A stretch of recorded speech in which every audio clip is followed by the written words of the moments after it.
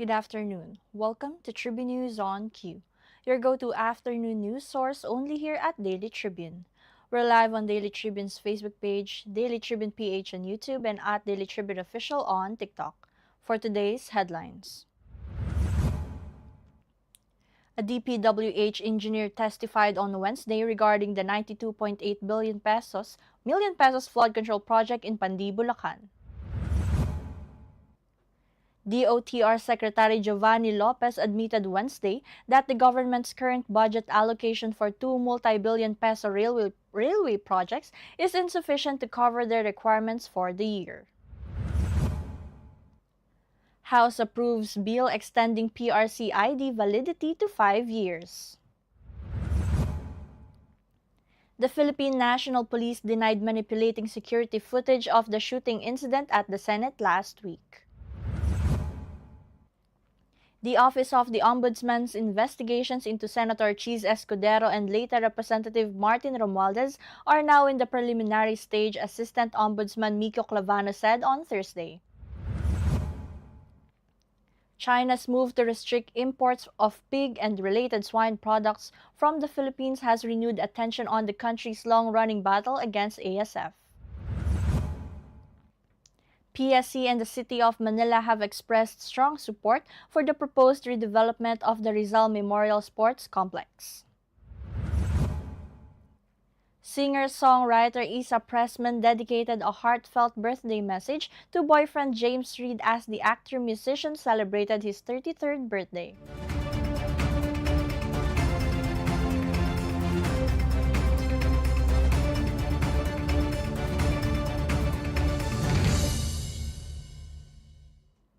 Today is May 21st, Thursday, and I'm Chynna Basillaje bringing you today's top stories. Let's get started. A Department of Public Works and Highways engineer testified on Wednesday, 20 of May, regarding the 92.8 million pesos flood control project in Pandi, Bulacan that is the subject of a malversation case involving former Senator Ramon Bong Revilla Jr. and 6 others. During the hearing before the Sandigan Bayan 3rd Division, DPWH Bulacan 1st District Engineering Office, Quality Assurance Section Chief Ferdinand Vergara Jr. said the project documents were incomplete due to the absence of a construction materials testing report. Meanwhile, the Department of Transportation Secretary Giovanni Lopez admitted Wednesday that the government's current budget allocation for two multi-billion peso railway projects is insufficient to cover their requirements for the year.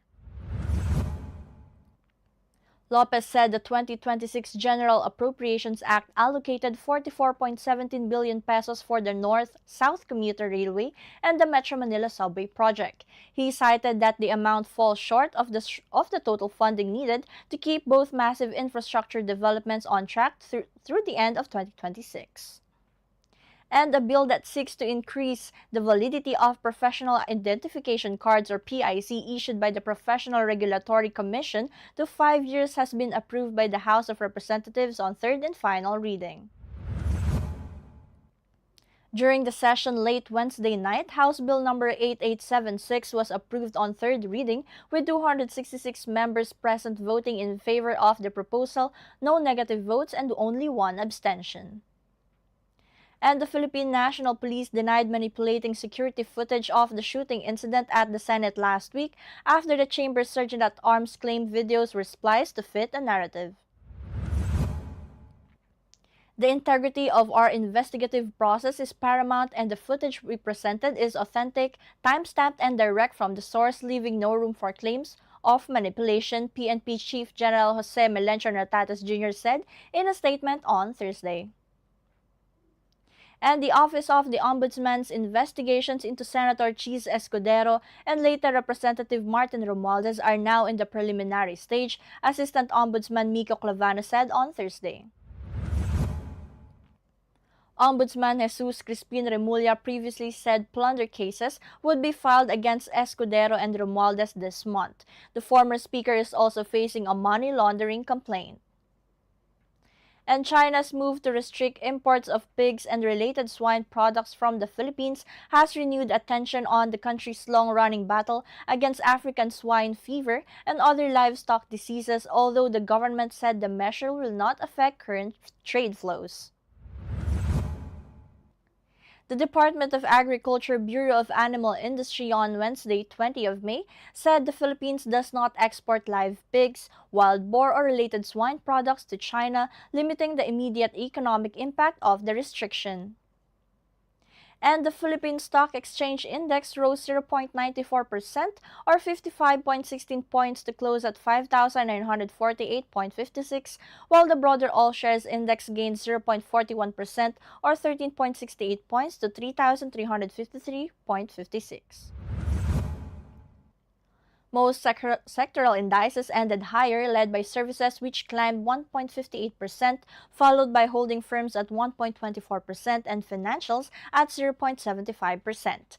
Mining and oil and property also posted modest gains. Industrial was the lone decliner, slipping 0.52% or 44.80 points to 8,532.59. And the Philippine Sports Commission and the City of Manila have expressed strong support for the proposed redevelopment of the Rizal Memorial Sports Complex, aligning on a shared vision to transform the historic site into a world-class hub for sports, heritage, and public engagement ahead of the Philippines' hosting of the 2027 Southeast Asian Plus Youth Games. PSC Chairman Patrick Pato Gregorio and Manila City Mayor Francis Isko Moreno Domagoso recently met at Manila City Hall to discuss key components of the proposed redevelopment, including the establishment of the PSC Plaza, the construction of an elevated walkway along Adriatico Street, and the installation of a new Dr. Jose Rizal monument. Meanwhile, love-filled social media as singer-songwriter Isa Pressman dedicated a heartfelt birthday message to boyfriend James Reid as the actor-musician celebrated his 33rd birthday. On Instagram, Isa gave fans a glimpse of their intimate celebration through a short video capturing special moments from the occasion. Alongside the clip, she penned an emotional note expressing how much James has meant in her life and how their relationship has become a source of comfort and strength. And Katribu, did you know on May 21, 1963, a defining moment in the preservation of Philippine heritage took place inside the walls of the Veterans Memorial Hospital in Quezon City. General Emilio Aguinaldo, the first president of the Philippines and the leader of the First Philippine Republic, signed a formal deed of donation. With the stroke of a pen, he relinquished ownership of his historic ancestral mansion in Kawit, Cavite, gifting it to the Philippine government. And now viral with 800,000 views is a balut vendor for shouting and writing voloch instead of balut on the container. Adding CH to the word is a new form of gay language or gay lingo.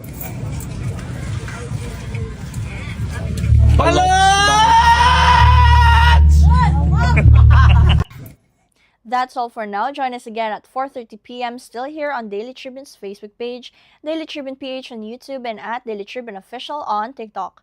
Once again, I'm Chynna Basillaje, and this has been Tribune News on Q.